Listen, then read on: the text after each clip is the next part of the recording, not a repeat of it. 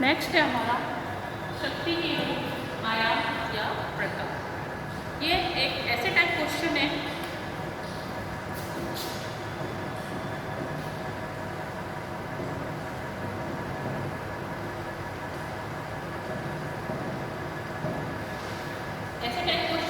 जो कि आपके 5 या 8 नंबर का क्वेश्चन बनता है।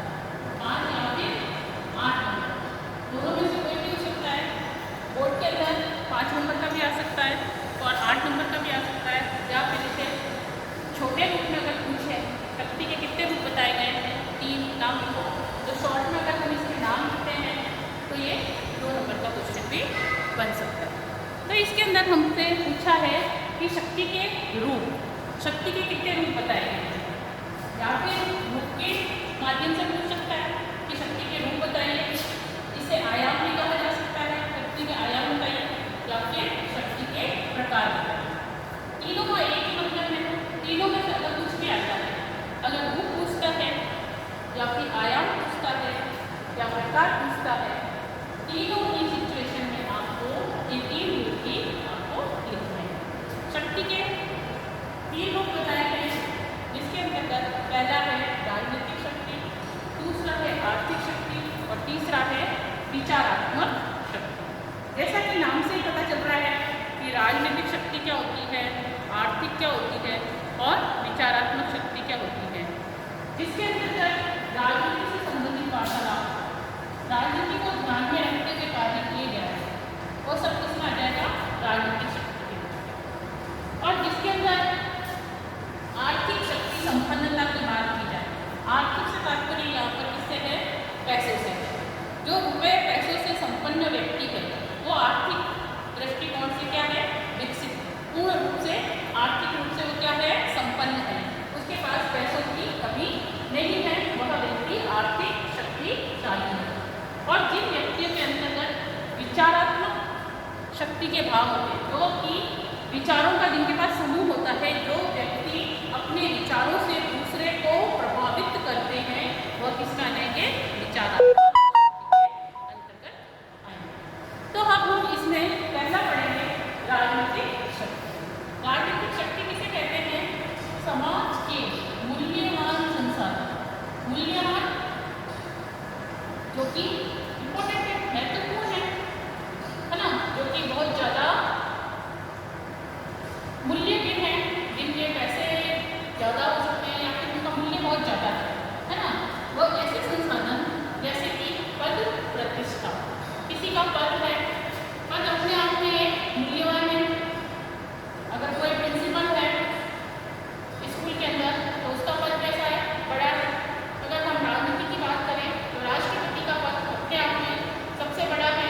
देश का प्रथम नागरिक कौन होता है, राष्ट्रपति। उसी प्रकार से राज्य का प्रथम नागरिक कौन होता है, राज्यपाल। तो उसका क्या है, पद बड़ा है। प्रतिष्ठा यानी कि उसकी समाज में कितनी वैल्यू है, प्रतिष्ठा कितनी है, कितने लोग उसको जानते हैं, कितने लोगों से वो मिलता जुलता है, उसकी प्रतिष्ठा कितनी विस्तृत रूप से फैली हुई है। कर हम कहते हैं टैक्स है, फिर है पुरस्कार और दंड आदि का समाज के विभिन्न समूहों में आवंटन, यानी उनको बांटना। उनके पद प्रतिष्ठा के अनुसार, पुरस्कार के अनुसार, दंड के रूप में व्यक्ति को क्या करना है, विभिन्न समूहों में, समाज के जो छोटे बड़े समूह जो हैं उनमें उनको बांटना। क्या कहलाएगा, राजनीतिक शक्ति। राजनीतिक शक्ति का प्रयोग सरकार के विभिन्न अंग, आपको पता है सरकार के कितने अंग हैं, सरकार के 3 अंग। पहले भी हम 11वीं में पढ़ चुके हैं सरकार के 3 अंगों के बारे में, जिसमें सबसे पहला है व्यवस्थापिका। आप जानते हैं व्यवस्थापिका क्या करती है, व्यवस्थापिका कानून का निर्माण करती है, कानूनों को बनाती है कि किस प्रकार से व्यवस्था करनी है हमारे देश की, समाज की सुचारू रूप से चलाने के लिए। नए नए कानूनों को बनाने का काम किसका है, व्यवस्थापिका। व्यवस्थापिका के अंतर्गत व्यवस्थापिका का कार्य है व्यवस्था कार्यपालिका। कार्यपालिका उनका करती है क्रियान्वित, जो भी व्यवस्थाएं, जो भी समाज के लिए या देश के लिए सरकार ने जो व्यवस्था की है उसको सुचारू रूप से संचालित करना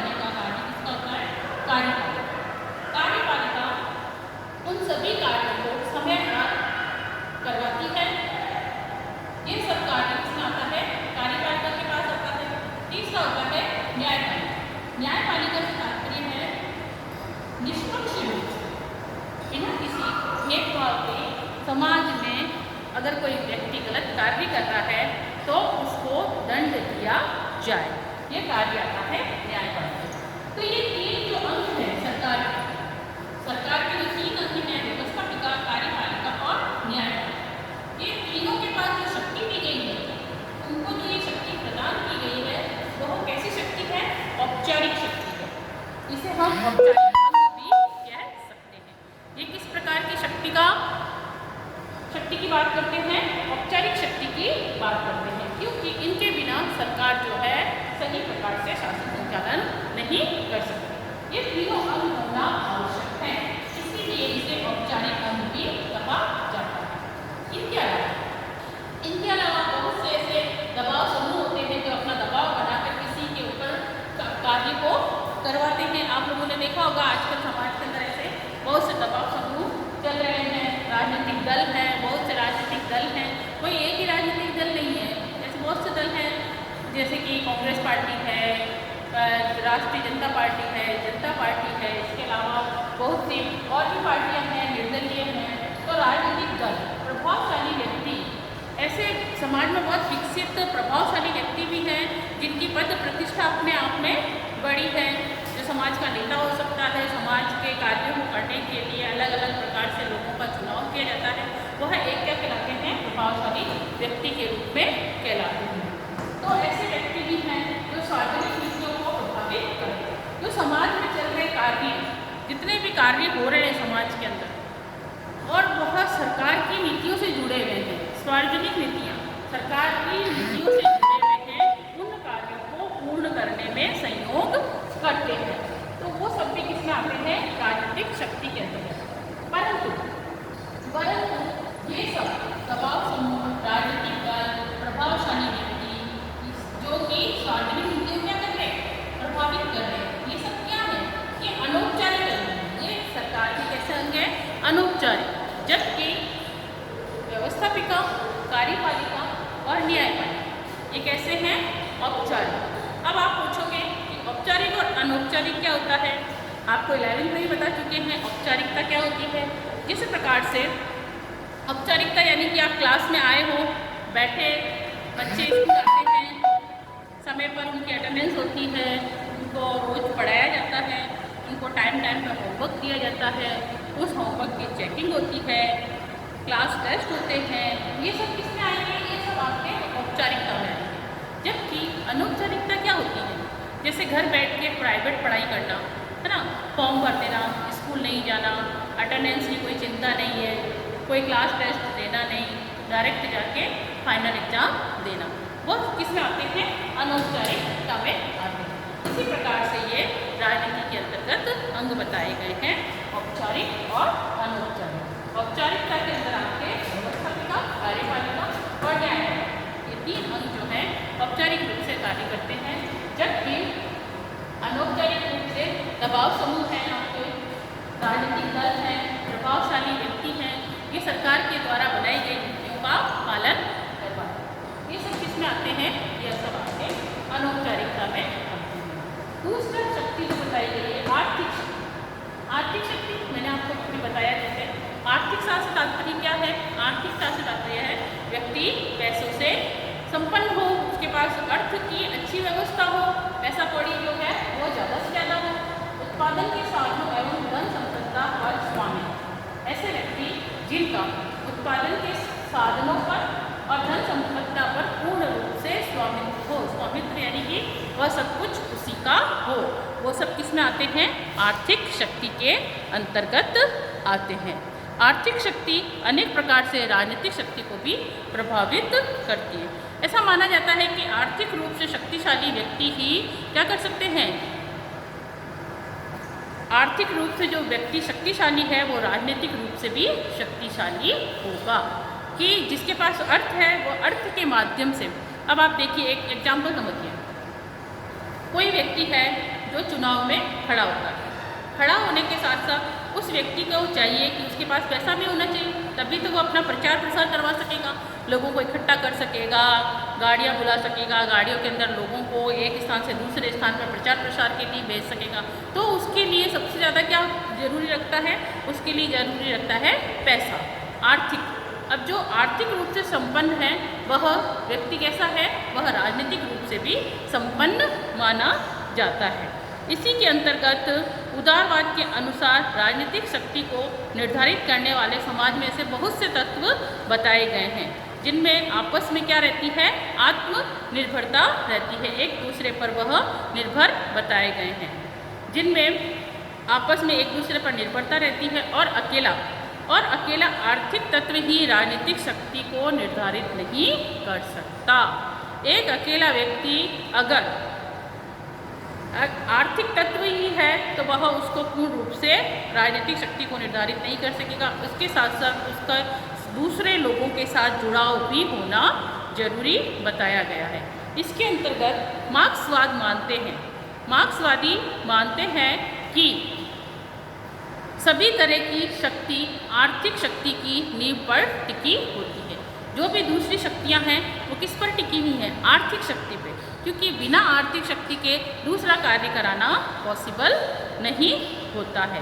एवं आर्थिक शक्ति समाज में राजनीतिक शक्ति को भी निर्धारित करती है कि जो व्यक्ति आर्थिक रूप से संपन्न है वह समाज में अपनी मान संपदा प्रतिष्ठा आदि में बहुत ज़्यादा उच्च स्तर पर होता है। मार्क्सवादी जो है वह उसके अंतर्गत साम्यवादी राज्य में निजी संपत्ति उत्पादन के निजी स्वामित्व पर रोक के बावजूद राजनीतिक रूप में ताकतवर का एक नया वर्ग अस्तित्व में बना रहा, जिसे स्पष्ट है कि मार्क्सवादी ये धारणा सत्य नहीं है। मार्क्स ने जो धारणा दी है वह पूर्ण रूप से सत्य नहीं है। कि जो मार्क्स क्या कहता है? मार्क्स कहता है कि निजी संपत्ति और उत्पादन के निजी स्वामित्व के रूप में उसके पास क्या होना चाहिए? राजनीतिक रूप से विकसित होना चाहिए, जो कि आर्थिक शक्ति को पूर्ण रूप से संभव नहीं बताता है। अब हमारा तीसरा पॉइंट है विचारात्मक शक्ति। विचारात्मक शक्ति से क्या तात्पर्य है? विचारात्मक शक्ति से तात्पर्य है विचारों का एक ऐसा समूह जिसके आधार पर हम अपने दृष्टिकोणों का विकास कर सकें।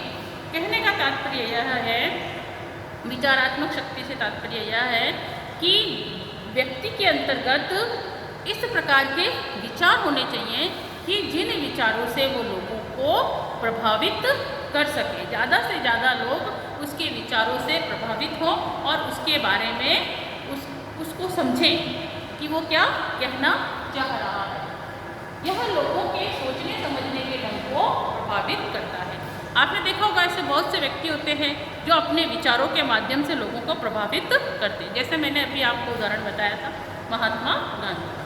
महात्मा गांधी जो थे अपने आप में ही एक पूर्ण व्यक्ति थे, जो कि अपने विचारों से आगे अपने सामने वाले को अच्छी तरह से प्रभावित कर देते थे और वह व्यक्ति उनके विचारों में आ जाता था और उनको अच्छी तरह से सोचने समझने को क्या करता था? प्रभावित करता था, उनकी सोचने समझने की शक्ति को प्रभावित करता था।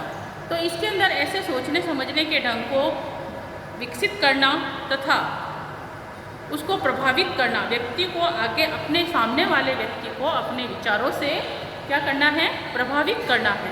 वो सब किसमें आ जाएगा? विचारात्मक शक्ति के अंतर्गत आ जाएगा। यह विचारधारा किसी व्यवस्था के लोगों की दृष्टि से उचित ठहराती है, इसीलिए उसे वैधता प्रदान करती है। बहुत से देश हैं जहाँ पर जिसे भिन्न भिन्न प्रकार से सामाजिक, आर्थिक, राजनीतिक व्यवस्थाएं प्रचलित हैं और उन्हें उचित ठहराने के लिए उदारवाद, साम्यवाद और समाजवाद, एकात्म मानववाद इत्यादि विचारधाराओं का सहारा लिया जाता है। लेकिन कोई विचार किसी विशेष परिस्थिति बदल जाती है। कोई ऐसा विचार है किसी विशेष परिस्थिति में वह क्या हो जाता है? वह सामाजिक एक नई परिस्थिति को जन्म देता है। जब एक नई परिस्थिति को जन्म देता है तो उसकी विचारधारा जो है वो क्या हो जाती है? बदल जाती है। आज के परिप्रेक्ष्य में, कालांतर में, यानी आज के समय में आज के समय में परिस्थिति बदल चुकी है। तर्क की दृष्टि से विचार पुराना पड़ जाता है, परंतु कुछ लोग उस विचार को बनाए रखना चाहते हैं क्योंकि उसके साथ अनेक स्वार्थ जुड़े होते हैं। यह वर्ग इसे बचाए रखने के लिए हिंसा का प्रयोग भी करते हैं। ऐसे बहुत से समाज के अंतर्गत हम देखते हैं, बहुत दूसरे देश हैं जो कि अपने विचारों को बनाए रखने के लिए किसका सहारा लेते हैं, हिंसा का सहारा लेते हैं, लड़ाई झगड़े करते हैं, हिंसा का प्रयोग करते हैं ताकि अपने विचार बने रहें। इसी के अंतर्गत मार्क्सवाद जो है, मार्क्सवाद साम्यवाद के नाम से पूर्व सोवियत संघ, कंबोडिया आदि देशों में हजारों लाखों लोगों को मौत के घाट उतार दिया गया है। मार्क्सवादी विचारधारा जो थी वह साम्यवाद पर आधारित थी, जिसके अंतर्गत ऐसे बहुत से लोग हुए पूंजीपतियों ने अपने स्वार्थों को पूर्ण करने के लिए, अपने लाभ को पूरा करने के लिए बहुत से जो निम्न वर्ग थे उनको क्या कर दिया, मार भी दिया, जिसके अंतर्गत मार्क्स अपने विचार प्रस्तुत करते हैं।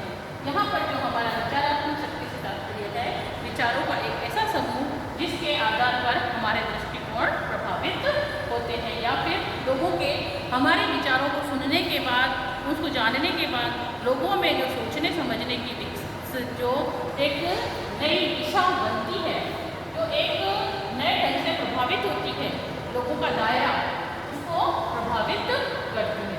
तो ये था हमारा आर्ट शक्ति के विभिन्न रूप या फिर आयाम या फिर प्रकार, कुछ भी कह सकते हैं। यह एक ऐसे टाइप क्वेश्चन है जो कि आपके बोर्ड के अंदर आता है, एक हाफ के अंदर तो आएगा नहीं आएगा, तो इसको आप थोड़ा ध्यान से कीजिएगा। इसमें राजनीतिक शक्ति बताई गई है, आर्थिक शक्ति बताई गई है और विचारात्मक शक्ति बताई गई है। इसके आगे ही क्लास हम कल कंटिन्यू करेंगे।